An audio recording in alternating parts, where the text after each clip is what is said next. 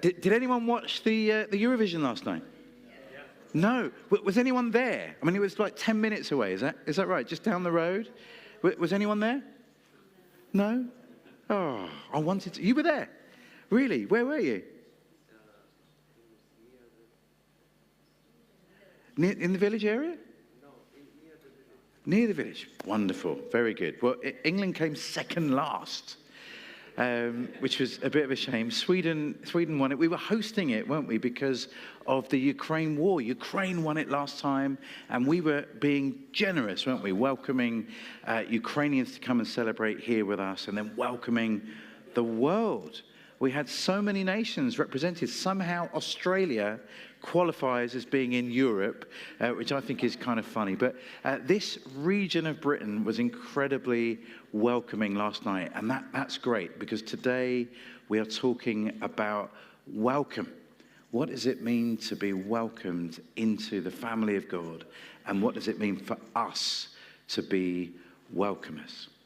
Let me tell you a story. There was a phone call, came in about 4:45 on a Friday afternoon. And if you're a foster carer like our family is, that is a dangerous time to answer the phone, because it's social services phoning you before the office closes for the weekend.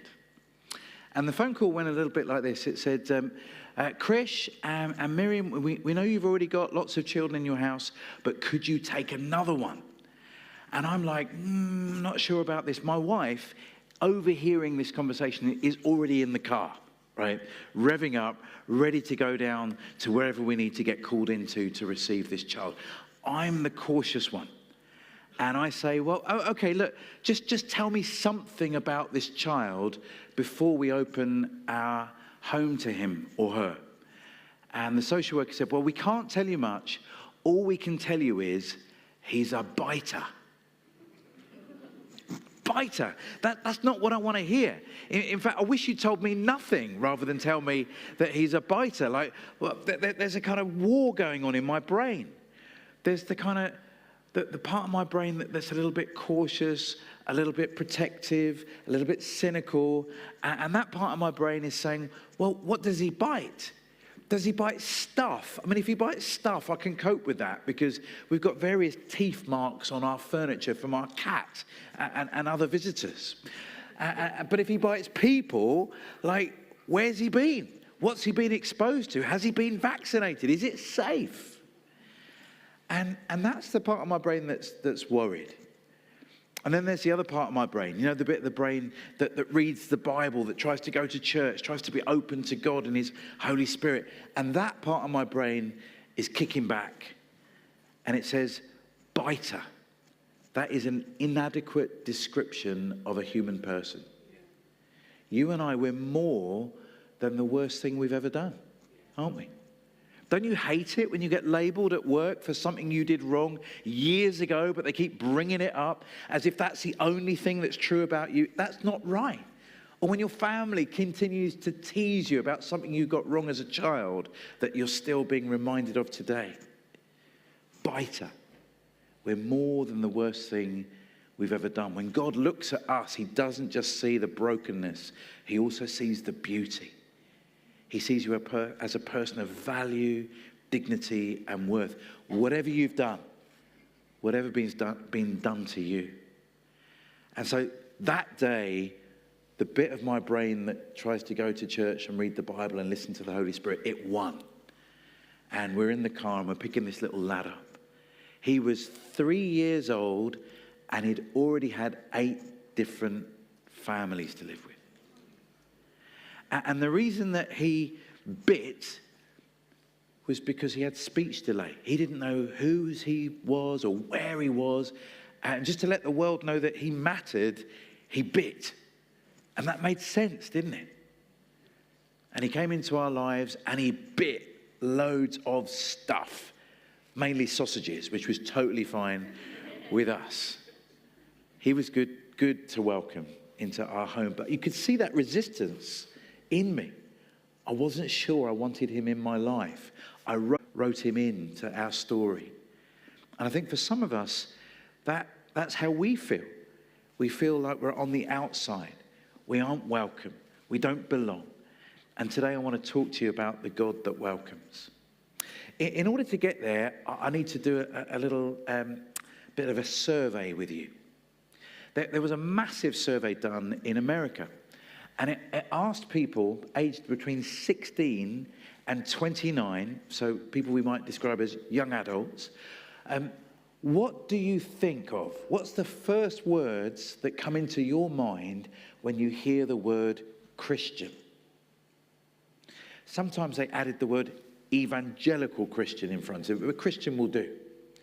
I want you to talk to a neighbor or someone near you, could be behind you or in front of you, and ask them, what do you think most 16 to 29-year-olds hear?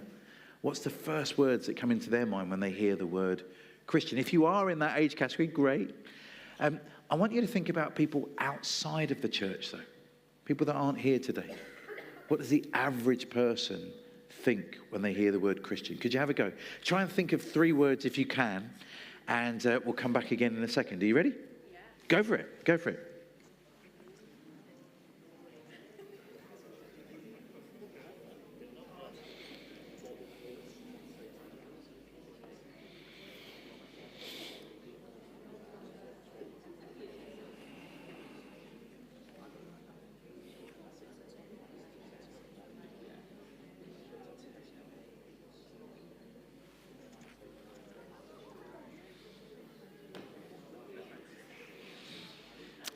Okay, I'm going to come to this side of the room first, then you guys, then you guys. So be ready.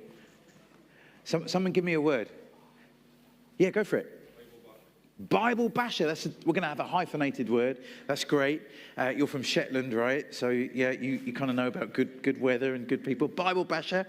Someone here? What do you think they say? Controlling. Yeah. Okay. Interesting. Yep. You guys?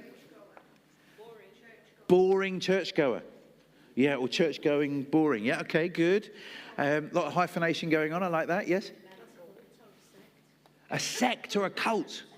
Yeah, okay. Fools. Yeah, wow. Interesting. I'm going to show you... Oh, yeah, go on. Courage. That's a positive word. Interesting that most of you thought it would be a negative word, didn't you? Bible basher, fool, boring. That's the first positive word we've had. Interesting. All right, here are the words they actually said. You ready? It's going to come up on the screen, I think. How's it going? It's coming. It's probably my fault. I was all complicated in my slides. So the top 3 were anti-homosexual, judgmental, and hypocritical. Are you surprised by those words? Anti-gay, judgmental, and hypocritical. How does that make you feel? That was what young adults thought when they heard the word Christian. How does that make you feel? Sad? Happy. Why does it make you feel happy that everyone thinks negative things about? It is good being a Christian, but most people don't think it is good being a Christian. They think it's bad. A lot of people think that we are kind of against everybody. That we say one thing and we do another. That's hypocritical. That we look down on everyone. We think we're somehow better than everybody else. Do you see the problem? It means that when people ask you about your faith at work, sometimes we're a little bit nervous about telling everybody. Because I wouldn't want to go into my office or, down to the building site or at school and stand up tall and shout to everybody, hey, everybody, I'm anti-homosexual, judgmental, and hypocritical. Who would want to be known for that? And so sometimes it's better just to not say anything because people are going to make those associations with me. Does that make sense? Now, the interesting thing is, when people spoke to Jesus, that's not the kind of top 3 words that people thought about him. if you've got a Bible or if you've got a phone that can get on the internet, look at Luke chapter 15. This is a really famous part of the Bible. You might recognize some of the stories that are there. But look what people were upset with Jesus about. Have a look. Chapter 15, verses 1 to 2. Now the tax collectors and sinners were all gathering around to hear Jesus. But the Pharisees and the teachers of the law muttered, "This man welcomes sinners and eats with them." What were they most angry with Jesus about? It wasn't that he was judgmental, hypocritical, and homophobic. The thing that everyone was upset with Jesus was that he was too welcoming. He was too friendly, too accepting. Does that make sense? So we're about as far away from what people thought about Jesus in his day that we could possibly be. We're the opposite end of the extreme. Now, this is an issue for us as Christians individually, but it's also an issue for us as a church. When I was growing up a long time ago in the 1980s, right? Some people say we had the best music. Listening to Eurovision last night, the music of the 80s was definitely better than most of that. In the 1980s, there were two companies that had a problem with their brand. And you could argue that these stats tell us that the church has a problem with our brand, the things that people associate with us. The two companies that had the biggest problem, one was called Kentucky Fried Chicken. Now, can you guess what the problem with Kentucky Fried Chicken was? People were kind of waking up to the problems of health and diet. And we realized that like soaking things, baptizing things in hot fat wasn't necessarily good for our health. But every time you said Kentucky Fried Chicken, you were reminding people how unhealthy it was. Does that make sense? They might as well call it Kentucky Cholesterol Chicken. So they had a think and they rebranded. Do you know what Kentucky Fried Chicken rebranded to become? KFC. Genius, isn't it? Just change the letters and no one has to remember that the F stands for fried. Do you know how the menu changed since Kentucky Fried Chicken became KFC? It actually got worse for you. So nowadays they publish the calories, don't they? Every time you buy KFC, it tells you how many calories are in your meal. It's really scary. I like a Zinger Tower Burger, okay? Or the Big Danny box meal. That's a gift for me. And it's got the same amount of calories that a small village needs to survive for a weekend. So KFC, they changed their name, but their product actually became worse. Are you with me? Some people think that's what the church needs to do, that, you know, the problem is the word Christian. Let's not use the word Christian, or let's not use the word evangelical. Let's call ourselves Jesus people or Jesus followers or Big Tent Christian. Just change the brand and no one will realize who we are. Now, the other company that had a problem was a company called Skoda. Have you heard of Skoda? Now, my dad was very clever, right? He wanted me to focus on my studies because I'm from an Asian family and my dad's aspiration was for me to become a doctor, a lawyer, or an accountant. Okay, those are the only three jobs that really matter. Actually, now Asian parents have another aspiration for their children, Prime Minister, right? Thank you, Rishi Sunak, for putting even more pressure on Asian children. Who knew? Well, if you're not going to be Prime Minister, what's the point? So my dad wanted me to focus on my studies. So you know what he did? When I was learning to drive, he bought a Skoda. This was a very clever way of helping me to stay single as a teenager. Because when I was growing up, Skodas had a bad reputation. Let me test this out on you. Do you know any Skoda jokes? When I was growing up in the 80s, everybody knew a Skoda joke. Let me give you one. See if you can guess the punchline. What do you call a Skoda with two exhaust pipes? A wheelbarrow. Yeah. Why does a Skoda have a heated rear window? To keep your hands warm when you're pushing it. How do you double the value of a Skoda? Fill it up with petrol. What do you call an open-top Skoda? A skip. All the kids in all the schools knew all the jokes. But look, it's only those of us of a certain age knew those jokes. People are not telling Skoda jokes anymore. Now, what did Skoda do about their brand? Do you know what? They kept it exactly the same. They're still called Skoda. They've still got the same insignia, but no one's making jokes. Do you know what they did? They changed the product. Instead of getting a cheap kind of Eastern European car, now you were getting a budget Volkswagen. And Volkswagens have an incredibly good reputation, so you got a good vehicle.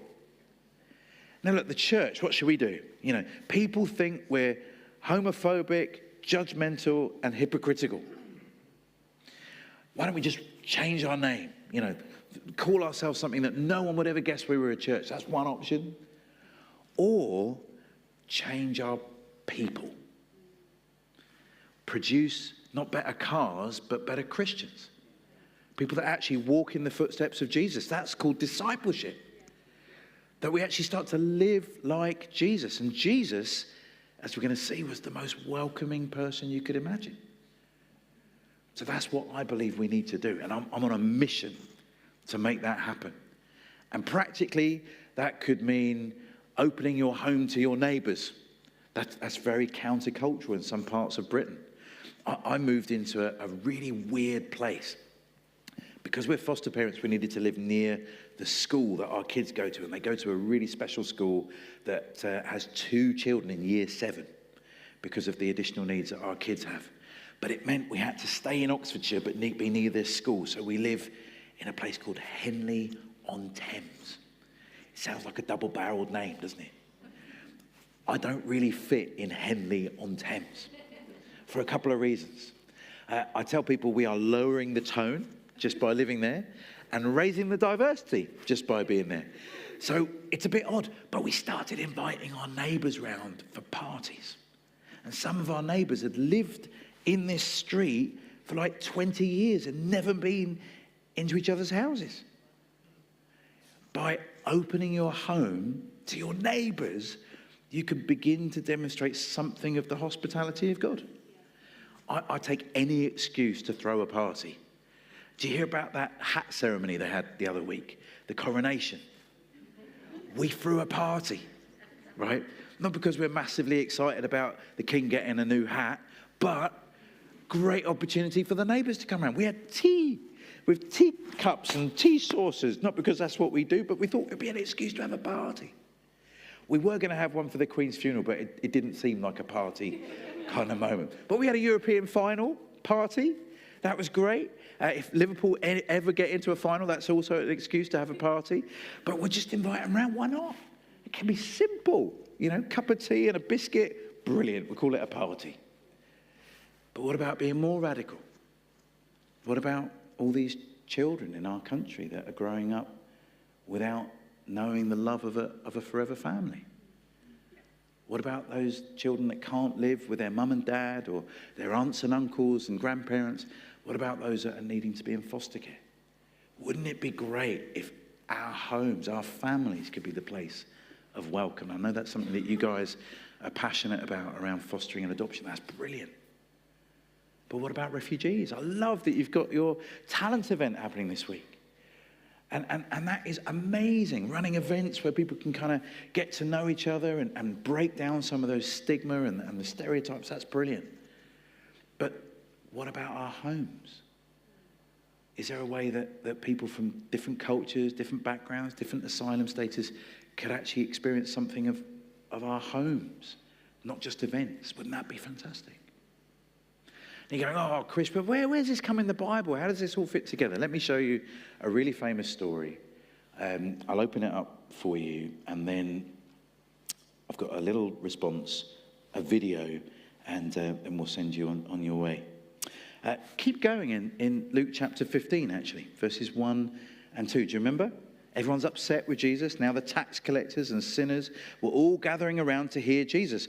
But The Pharisees and the teachers of the law muttered, "This man welcomes sinners and eats with them. How dare he?" In the ancient world, who you shared food with was a sign of who you considered of value, dignity, and worth. It's a bit like, I don't know, I got invited when I was dating my girlfriend, I got invited to Christmas dinner. Do you know what that meant? That meant I wasn't just a boyfriend, it meant I was the boyfriend, right? I was in. And it was great. And it was really weird, actually, because my girlfriend's parents said, "You can call us mum and dad if you want." I'm going, no, there's only 2 people on the planet I'm going to call mum and dad, and they ain't you. And so I managed to spend a whole Christmas without calling them anything. You know?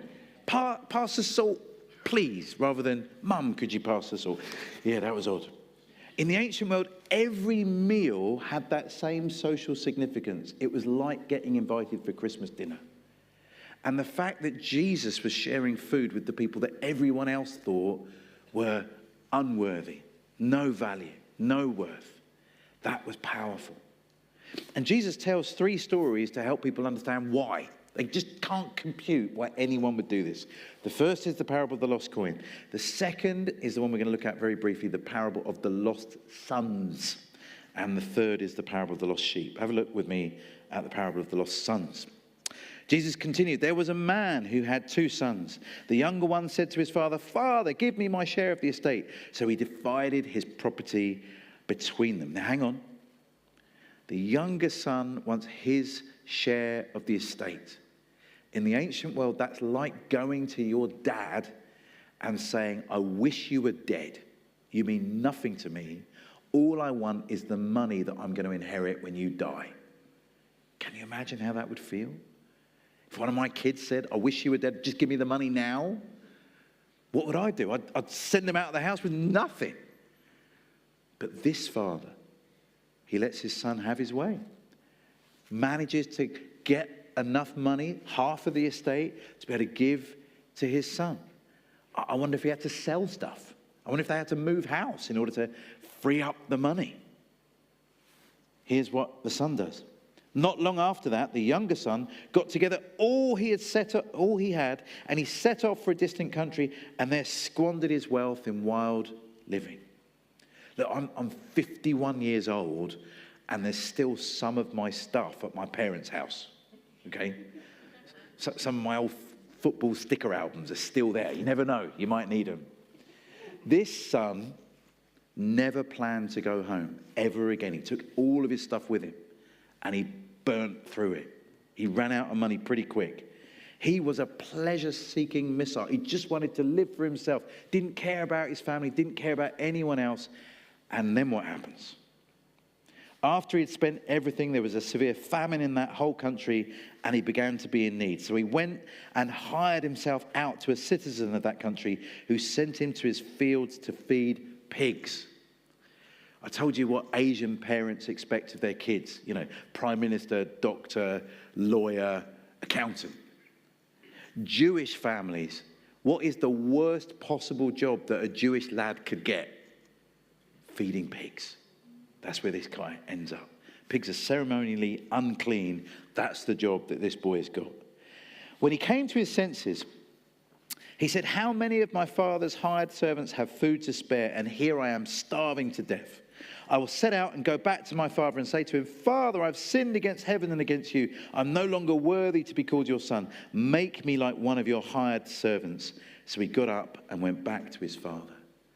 Even when he'd run out of everything, he had no claim on his father's love, he knew the kind of character his father had. And he thought, you know what, I can't come back as a son, but I know he's a decent guy. Maybe I can come back as a slave or a servant. And so he trudges his way back home. I don't know, imagine you with a dad in this story. Your son has said, "You're as good as dead to me, give me the money." You give him your hard-earned cash. Maybe you've had to sell some property to make it possible, and he's blown it. And then he comes slinking back. I don't know about you, I'd be there with my arms folded. Serves you right, I told you so, you idiot. Look what you've done, you've ruined my family. And he'd come and knock at the door, and I'd leave him knocking there for hours and hours and hours, just to shame him and show him how stupid he was. But not this father. This father's been looking out for his son. He spots him on the horizon. I don't know if that was his daily ritual, was just to long for his son to come home. He sees him. And it says he runs to him.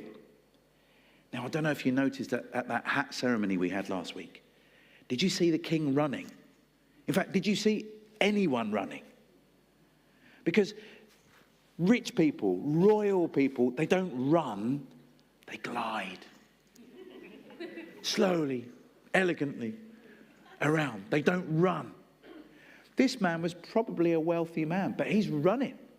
He's running down the road in the most undignified way possible because he doesn't care what anyone else thinks. He runs to his son and he embraces him. And he goes, hang on, what are you doing embracing him? Don't you know where he's been? He's been with pigs. You're not allowed to touch pigs, and you're not allowed to touch people who have touched pigs. But his father doesn't care. He embraces him, welcomes him home, takes off his dirty rags, gives him a new cloak, takes off his ring and he gives it to his son. Some people think that was like the ancient version of a credit card. You can go and buy stuff at the local shop with the insignia on your ring, giving him financial power. He puts shoes on his feet. Some people say servants and slaves didn't get shoes, only sons got shoes. Do you see what's going on? I call that the embrace of grace. I experienced it once. I was out with my family. We were preaching in a church, and we were doing a sandwich, right? Morning service, afternoon was free, evening service. But it was too far away to go home, so we were just wearing our Sunday best as we went out for a Sunday walk. And my little boy, must have been 3 at the time, he went running ahead, and he tripped over, and he fell into a muddy puddle, right? In goes boy, out comes the creature from the Black Lagoon, right? Just a blob covered in mud and little eye holes, right? That's how you could tell he was a lad, not a monster. And then he said the one word I didn't want to hear. Daddy! And I'm like, you'll be all right, mate. It's all fine. Creep a bit closer, take a finger, pat him on the head. Well done, mate, you'll be fine. Just don't come near me. Of course I didn't. What did I do? What would you do? You scoop him up. You hold him close. You tell him it's all going to be fine. And then you peel him off. And you have a child's silhouette of mud all over your Sunday best. That for me was a taste of grace, wasn't it? That God doesn't say, look, come back when you're clean. Sort yourself out and then I'll welcome you. No. God delights to welcome us in all the mess that we bring into his family as his own. It's beautiful. It's incredible. That's what God calls us to do. But the Pharisees and the teachers of the law, they didn't understand that. Did you notice I said it was called the parable of the lost sons? This father has 2 sons. One younger son that runs off and then comes back and is embraced home. When the second part of the story, the older son runs off. Did you notice? He says the older son had been out in the fields working hard and he hears a commotion. He talks to one of the servants. What's going on? I said, yeah, your father has welcomed home your younger brother. He's come home and he's killed the fattened calf and we're having a party. The next thing you hear about the older son is everyone else is inside having a party. The whole village has turned up celebrating this son, but the older son is outside sulking. So what does the father do? I know if it was me, if my older son's outside sulking, oh, stuff him. I'm having a party. Right? Just get with it. I can't embarrass myself and leave the whole village and go and chase after my son. That's too embarrassing. Shows how broken my family is. But just like he did for his younger son, the father goes to him, seeks him out, says, look, come back in. Something amazing's happened. Your brother was dead, but now he's alive. And the older son says, oh, he's lost everything. He's useless. What about me? I've been working really hard and you never given me anything. You see, this older son thought he had to earn a relationship with the father. That it was by being a good person, being moral and holy. And that's how you got welcomed. But the father says, no, son. That's not how it works. Come back in. Celebrate. Your brother is dead. He's alive again. You're my son too. Come in. And the parable ends on a cliffhanger. You have no idea. Does the older brother stay outside sulking, or does he come back? And it's an open-ended question, isn't it? It's an open-ended question to all those people that were criticizing Jesus. How dare you welcome sinners and tax collectors? Jesus says, look, this is because I'm with the Father. I share the Father's heart for the world. Come home. Come and know the welcome.